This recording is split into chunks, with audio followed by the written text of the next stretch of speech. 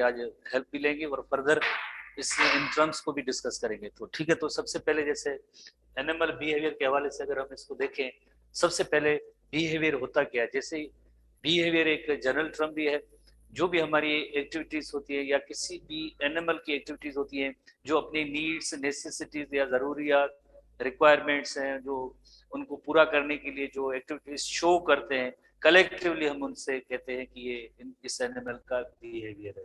चाहे वो then feeding behaviour हो, रिप्रोडक्टिव बिहेवियर हो, शेल्टर सीकिंग बिहेवियर हो, फाइट का बिहेवियर हो, किसी भी तरह से जो एक्टिविटीज जो भी है किसी भी एनिमल की होती हैं, वो एक्टिविटीज जो परफॉर्म करते हैं अपनी नीड्स, जरूरियात, नेसेसिटीज पूरा करने के लिए। जैसे ये एक्टिविटीज कौन सी एक्टिविटीज है, किस तरह से एक्टिविटीज परफॉर्म करेंगे, तो उसे यकीनन ऐसी एक्टिविटीज के लिए कलेक्टिव टर्म होगा, बिहेवियर होगा। तो ये है response of animal in relation to its internal और external environment is called animal behaviour. General ये डेफिनेशन है एनिमल बिहेवियर की, रेस्पॉन्स ऑफ एनिमल। जैसे हम मेनी टाइम जैसे पढ़ते हैं कि कोई भी जैसे स्टिमुलस होता है तो उसके बदले में किसी एनिमल का उसका रेस्पॉन्स होता है, स्टिमुलस का बदले में उसका रेस्पॉन्स होता है। रेस्पॉन्स क्या होते हैं, रेस्पॉन्स यही सारी एक्टिविटीज होती है जो एक एनिमल अपनी नेसेसिटीज या जो भी जरूरियात पूरा करने के लिए जो करते हैं। तो इसी तरह से ये यकीनन एक लफ्ज इसमें इस्तेमाल होता है, एनवायरमेंट इस्तेमाल होता है। The way that an animal is related to interacting with its environment। Environment आपको पता है कि इंटरनल इन्वायरमेंट भी होता है और दूसरा होता है एक एक्सटर्नल इन्वायरमेंट होता है। तो इस इन्वायरमेंट की अकॉर्डिंगली ये अपने नीड्स, जरूरियात पूरी करते रहते हैं। Most of its interaction with its environment takes place through medium of behaviour, medium of behaviour. तो ये तो एक इन्वायरमेंट, तो ओवरऑल जैसे टर्म यूज करते हैं, जैसे कोऑर्डिनेशन के हवाले से हम कहते हैं चेंज इन एनवायरमेंट। जैसे change in environment, stimulus detected by receptors, control center, effectors and effectors produce response। तो इसी तरह से तो ये जो मीडियम जो आप जो ये इनका जो रेस्पॉन्स होगा, most of the interaction with its environment takes place through medium of behaviour, यही इनका जो बिहेवियर और रेस्पॉन्स होता है। तो रेस्पॉन्स इस यकीनन लिविंग ऑर्गेनिज्म की एक फीचर होती है इरिटेबिलिटी, इरिटेबिलिटी, सेंसिटिविटी। तो रेस्पॉन्ड देने की लिविंग ऑर्गेनिज्म होते हैं, उन सब की एक रेस्पॉन्ड देने की एक बाय बर्थ नेचुरल एबिलिटी होती है। तो रेस्पॉन्ड वो किस तरह से देते हैं, कौन सी एक्टिविटी को किस तरह से रेस्पॉन्ड देते हैं, उसे हम जैसे बिहेवियर कहते हैं।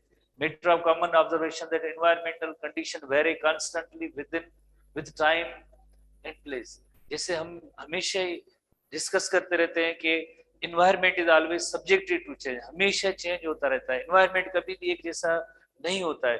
तो ऑर्गेनिज्म बेटर ऑर्गेनिज्म अपनी सर्वाइवल के लिए क्या चाहते हैं, सर्वाइवल के लिए यकीनन ये होता है कि अपने आप को एडजस्ट करें अकॉर्डिंग टू एनवायरमेंट, तो सर्वाइव कर पाएंगे, अदरवाइज वो वहां पे सर्वाइव नहीं कर पाते।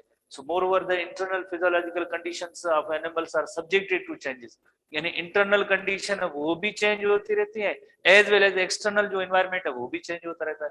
दस in order to survive successfully the animals have to adjust themselves by making necessary changes in their behavior in relation to environment, they are otherwise they are likely to be perished।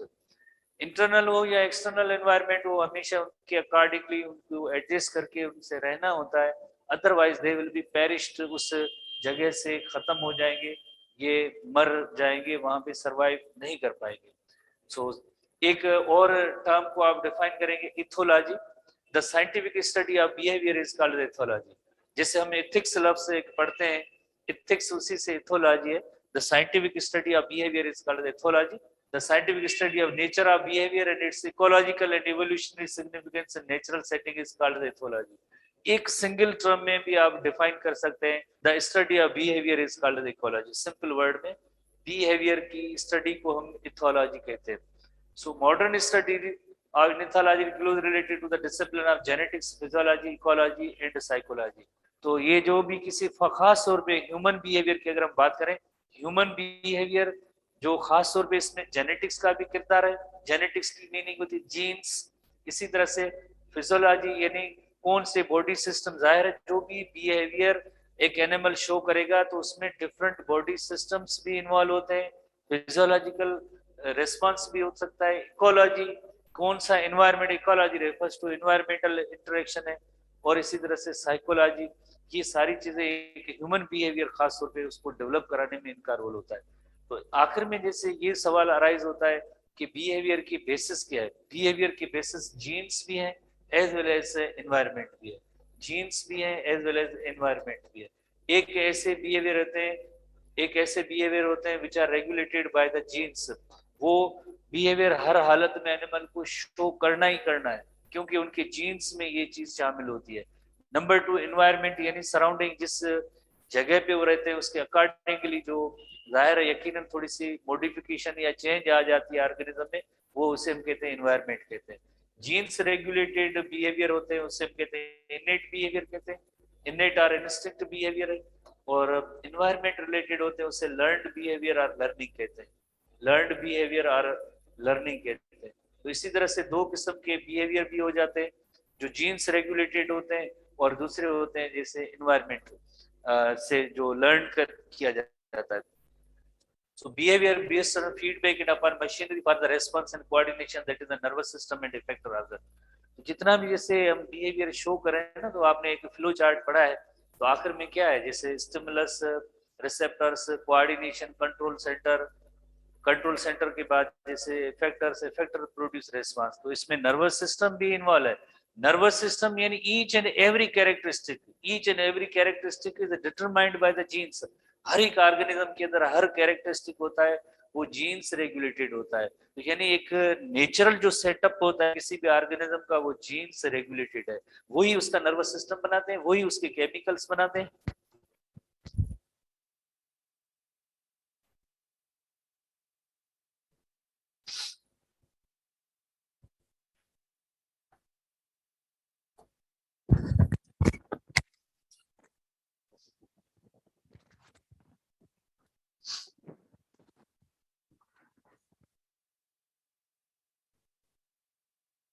तो genetic basis of behaviour क्या होता है, जैसे genetic basis of behaviour जो है, एक person था जिसका नेम था स्टीवन अर्नोल्ड। इसने एक्सपेरिमेंट किया था जेनेटिक बेसिस ऑफ बिहेवियर पे। स्नेक की दो स्पीशीज है।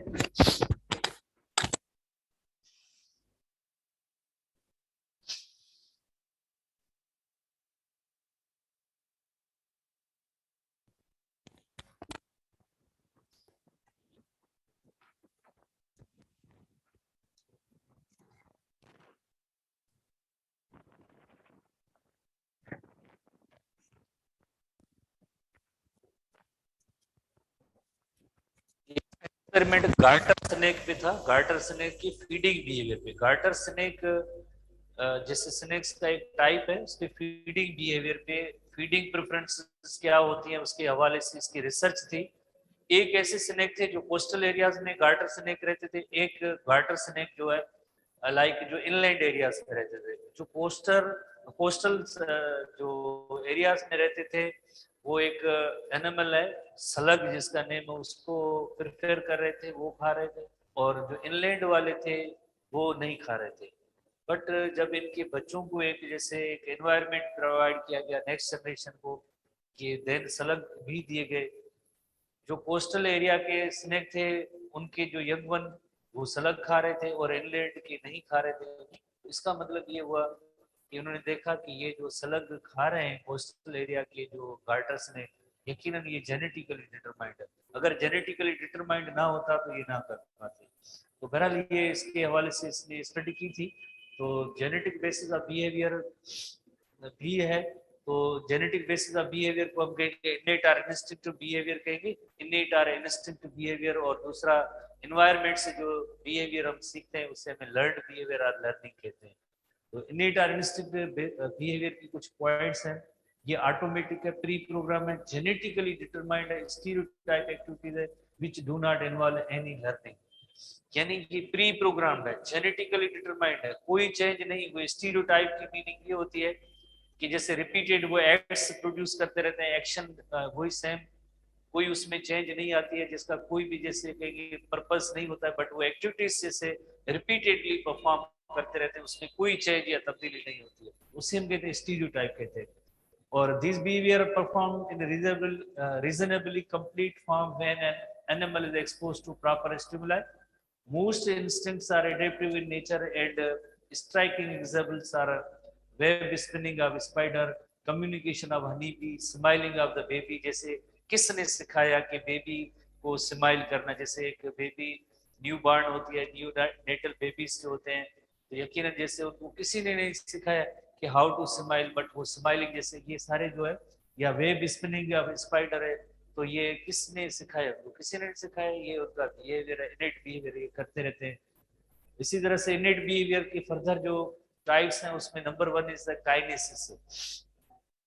काइनेसिस वेरी इंटरेस्टिंग बिहेवियर है। काइनेसिस की अगर थोड़ी सी आप स्पेलिंग इसकी सही नहीं है, KINES काइनेसिस है, तो सही स्पेलिंग नहीं है। तो ये एक ऐसा बिहेवियर है जिसमें रैंडम मूवमेंट्स होती हैं, but towards or away from stimulus नहीं होती, towards or away from stimulus नहीं होती है, बट ये डिपेंड करता है इंटेंसिटी ऑफ स्टिमुलस पे डिपेंड करता है कि कौन सा, लाइक कितनी इंटेंसिटी का स्टिमुलस है। तो हम आते हैं इनकी थोड़ी सी इलस्ट्रेशन पे आते हैं कि ये किस तरह के बिहेवियर्स हैं। और सबसे पहले बिहेवियर पे हम आएंगे, दैट इज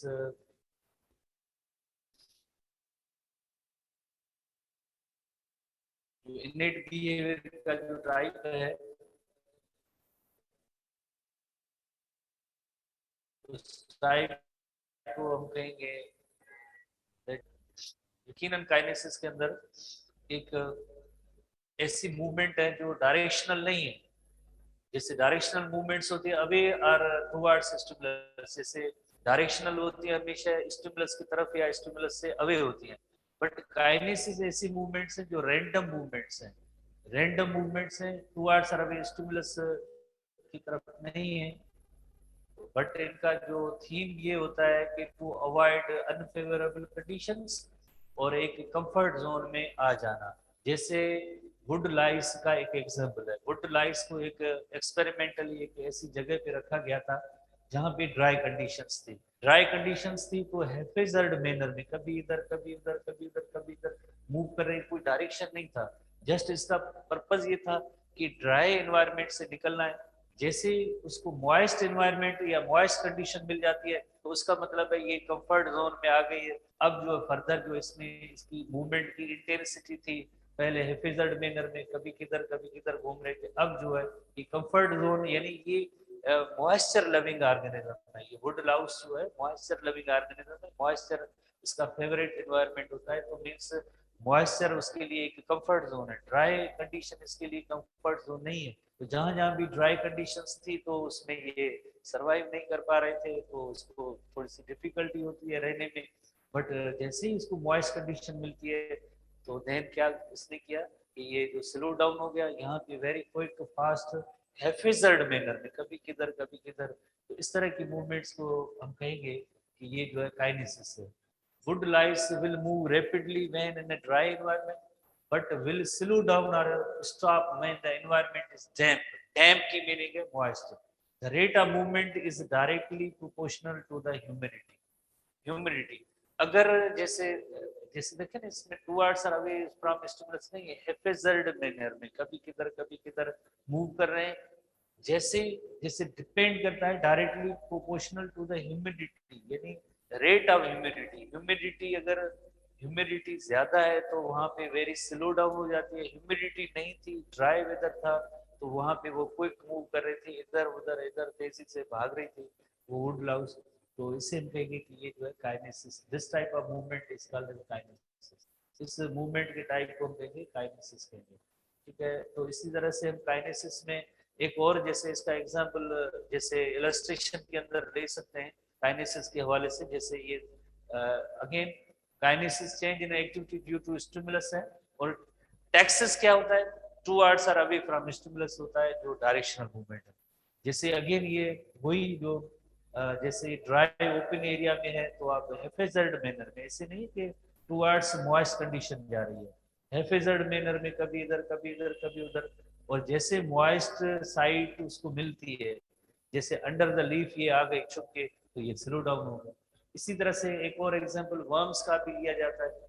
वर्म्स जो होते हैं out of sun into the shade, जब ये सन में होते हैं, सनलाइट इनको अच्छी नहीं लगती है, तो क्विकली आगे पीछे मूव कर रहे होते हैं। जैसे उनको शेड मिलती है तो उसके नीचे ये छुप जाते हैं और स्लो डाउन हो जाते हैं। तो ये अगेन वही जो सोबग उसका ये एग्जाम्पल है हेफेजर्ड मैनर। बट टैक्सेस आपको पता है कि डायरेक्शनल मूवमेंट होती है। डायरेक्शनल मूवमेंट किसे कहते हैं? टुवर्ड्स स्टिमुलस और अवे फ्रॉम स्टिमुलस होती है। टुवर्ड्स स्टिमुलस होती है तो उसे हम कहेंगे positive taxes, away from stimulus होती है उसे हम कहेंगे नेगेटिव टैक्सेस कहते हैं। ठीक है, नेगेटिव और पॉजिटिव टैक्सेस, जैसे उसके काफी सारे एग्जाम्पल है, जैसे हमने प्रीवियस क्लासेस में लोअर क्लास में भी पढ़ा है। जैसे single cell algae will move towards light, तो उसे हम कहेंगे पॉजिटिव टैक्सेस। क्यों? ग्रीन एलर्जी लाइट की तरफ मूव क्यों करता है? वाई? बिकॉज उसको फोटोसिंथेसिस करनी होती है ग्रीन एलर्जी को लाइट। इसी तरह से अर्थ मूव अवे फ्रॉम लाइट, तो इसे हम कहेंगे ये नेगेटिव फोटोटैक्सिस है। इसी तरह से कीमोटैक्सिस भी होता है। आपको पता है कि बैक्टीरिया, हमने ये फर्स्ट ईयर में बैक्टीरिया चैप्टर के अंदर पढ़ा था।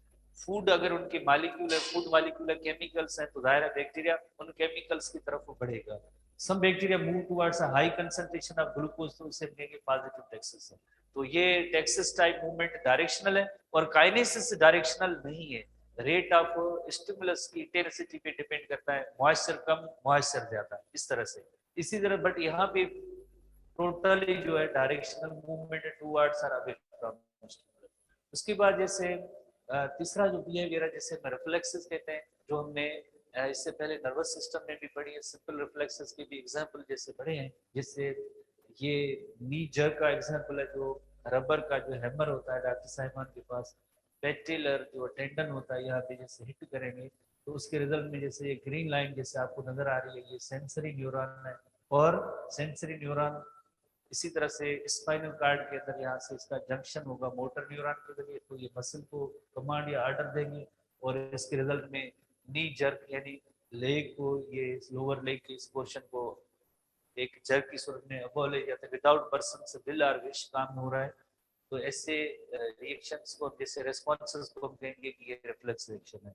इसी तरह से withdrawal of the head from hot object, जैसे ये हॉट ऑब्जेक्ट है, हॉट ऑब्जेक्ट है जैसे इसको ये जैसे टच होता है तो ये रेड लाइन की जैसे लाइन आप देख रहे हैं, तो ये एक सेंसरी न्यूरॉन है।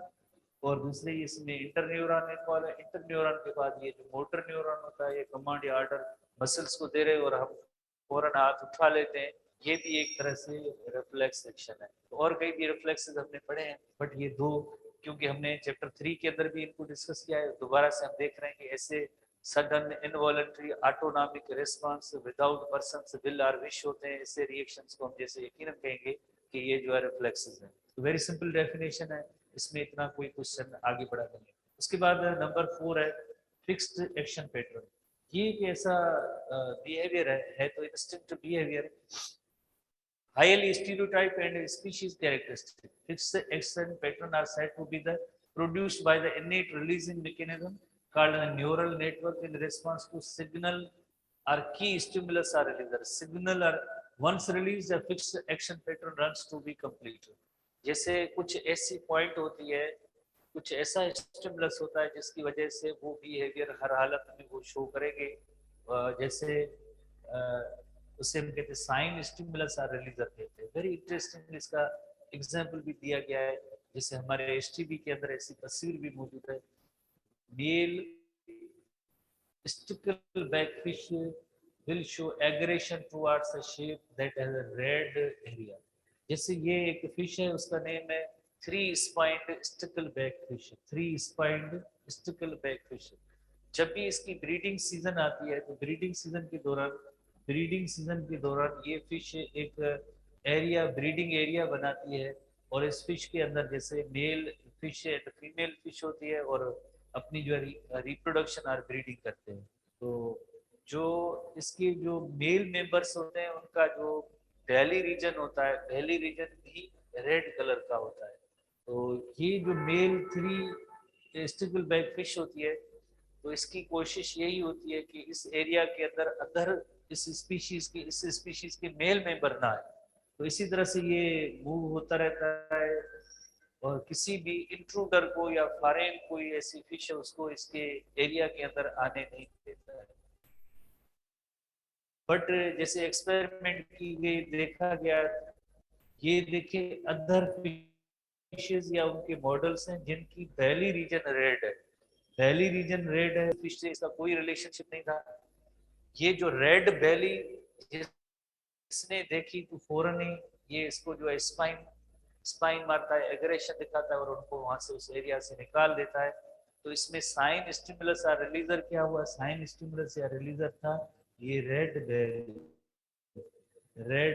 था, रेड बेली था। इस जैसे इसको देखा तो इसने कौन सा बिहेवियर दिखाया, इसने इसको स्ट्रिंग मारे, वहां से इसको एग्रेशन बिहेवियर के जरिए इसको वहां से रिमूव किया, तो इससे हम कहेंगे फिक्स्ड एक्शन पैटर्न। इसी तरह से एक और एग्जांपल लेते हैं जो बेबीज के अंदर होता है, जैसे बेबीज की जैसे चीक्स को जब टच करेंगे तो स्माइलिंग जेस्चर देते हैं। रिपीटेडली अगर इसी तरह से वो करते रहेंगे तो उसके बाद अगर एक बार जैसे कोई पर्सन ना उसका जो जैसे फेस है उसकी जो तस्वीर जो शीट पे दिखाए, चीक्स को टच करें और तस्वीर दिखाएं तो फौरन जो है वो एक स्माइल देती है। तो यानी चीक्स पे टच हुआ तो उसके बाद ही जैसे उसने जैसे स्माइल दी है, तो ये भी एक फिक्स्ड एक्शन पैटर्न है, इसे हम कहेंगे ये फिक्स्ड एक्शन पैटर्न है। तो ये एसटीबी के अंदर वेरी टिपिकल वन है, बट इसके अंदर जो पॉइंट्स इतनी अच्छी नहीं लिखी गई है, तो आपको क्लियरली इसको समझ में नहीं आएगी अगर आप इसकी रीडिंग करेंगे। देखें, the kind of behaviour stereotype innate behaviour is triggered or released by an external sensory stimulus. तो इसमें एक्सटर्नल सेंसरी स्टिमुलस क्या है, एक्सटर्नल सेंसरी स्टिमुलस है इसमें रेड बेली है, red belly of the fish है, फिश की ये जो रेड बेली ये इसका एक्सटर्नल स्टिमुलस है। External stimulus sensory stimulus sign stimulus और रिलीजर, यही इसका जो है इस फिश के बिहेवियर के लिए एक रिलीजर के तौर पे है। फिर क्या होगा, यकीनन जो रिलीजर ये इसको मिला तो ये अपनी एक्टिविटी कौन सी दिखाए, एग्रेसिव बिहेवियर दिखाएगा। एग्रेसिव बिहेवियर दिखाने से क्या होगा, बाकी फिशेस को यहाँ से इस एरिया से इसको वहां से रिमूव कर देता है, तो ये aggressive. So in male 3-spined stickleback fish which attacks other males that enter his territory, it was found that releaser of the attack is the red belly of the intruder। Intruder की meaning है जो बाहर से कोई दूसरे fish जो आ रहे थे जिसकी रेड बेली थी, जस्ट रेड बेली ये साइन स्टिमुलस रिलीजर था, उसको देख के जैसे इसने स्पाइन लगाए भगाए और इस तरह से इसे fixed action pattern. This type of behaviour is called fixed action pattern. बाकी रिमेनिंग हम नेक्स्ट रेगुलर क्लास में